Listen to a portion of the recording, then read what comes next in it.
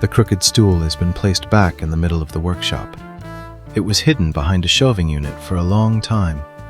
One leg is shorter than the others. But today, this failed project will help a person explain to others what they once didn't know how to do. The sign that the past still controls you is simple. When you remember an old decision, you describe not a lack of experience, but your whole self. I was hopeless. Now we'll sort out how to separate an honest lesson from a verdict on yourself, and why you need an image of the future to do it. After an unpleasant mistake, the mind likes to play judge. It shows you the awkward conversation, the failed exam, the money wasted, and demands a final verdict. Without a clear direction, the past seems like the only evidence of who you are. The cost shows up in your actions. A person won't take on a similar task, makes jokes about their abilities in advance, or gets irritated when reminded of that time. They protect the old conclusion from being tested again. That is how one failure makes decisions years later. An image of the future doesn't erase the facts. It gives them a different place. An action remains an action. A consequence remains a consequence. But a biography doesn't end with its worst episode. Making peace with your former self begins not with an excuse, but with understanding what that experience taught you. Knowing who you will become doesn't mean predicting your job, city, or the date things will change. It is enough to choose a quality you want to confirm through your actions. Finishing what you start. Asking for help before disaster strikes. Owning your responsibility. Or not disappearing after the first failure. Direction already changes the point from which you look back. Let's return to the workshop. The person who made the crooked stool was in a rush, measured one piece twice, and cut the other from memory. The structure wobbled under weight, people nearby laughed, and the project was moved behind the shelving unit. For several months, the person didn't go near the workbenches. The mistake took 10 minutes. Shame took a season of practice. Years later, that same person helps beginners use tools.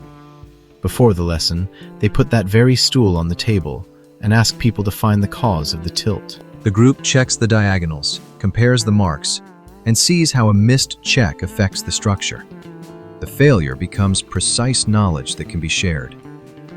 The value of an experience doesn't prove that the pain was fair or the humiliation necessary. Some events should never have happened. But if you learn to spot risk earlier, choose people more clearly, set a boundary, or prepare more carefully, that knowledge is real. To deny it because the price was high is to give a bad event the result of your learning too. There is another trap, declaring every difficult experience useful. A lesson can be called a lesson only if it changed an observable action. You double-check a measurement before cutting, ask a question before agreeing, leave when an agreement is violated again. Until behavior has changed, you don't have meaning. You have a familiar story about pain. The future helps you test this without putting yourself down. Imagine not an ideal version of yourself, but the next reliable version in a specific situation. How do they respond to feedback? What do they do when they don't know? Where do they stop so they don't repeat a past choice? The past becomes a set of data. Here is what you didn't see. Here is what you notice sooner now. This doesn't remove your responsibility to those affected by your decisions. Sometimes reconciliation is possible only after repairing the harm you can repair, repaying a debt, or making an honest admission without demanding forgiveness. An image of the future shows who you want to be after a mistake, a person who doesn't hide from consequences. Hope doesn't appear when you declare the past good. It comes when an old experience stops being a dead end and points to the next action. Meaning shows in the results. You choose more precisely, notice danger sooner, and don't give fear decisions that have not yet been made.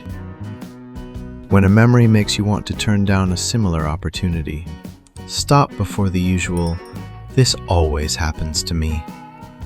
Move an object that is lying nearby.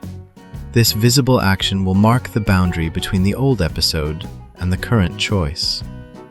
Finish this sentence. Because of that experience, I now notice earlier. Name a signal or an action, not a personality trait. I clarify the deadline before I promise. Check the terms before I pay. Ask to be shown again. Then immediately take that action in the current situation. Check whether it has become clearer what to do in the next 10 minutes. If so, you have usable knowledge. Answers like, "I'm stronger," or "You can't trust anyone," are too general. Narrow the answer to a visible sign and an actionable decision. The lesson may not appear right away. Then, name only what your earlier self didn't yet know, without trying to forgive yourself urgently. The sentence, "I didn't have that skill then," already stops the false trial and leaves room for testing. The crooked stool didn't become prettier when it was useful in the lesson. The mistake remained visible, but it stopped proving that someone was hopeless. That is how a mature view of your own story works. The facts aren't rewritten. Their power over the next decision changes. When an old episode rises up before a similar choice, don't demand that you love it. Ask what you notice sooner now, and confirm the answer with an action. Maybe that is how the future becomes the point from which the past can finally be seen as a whole.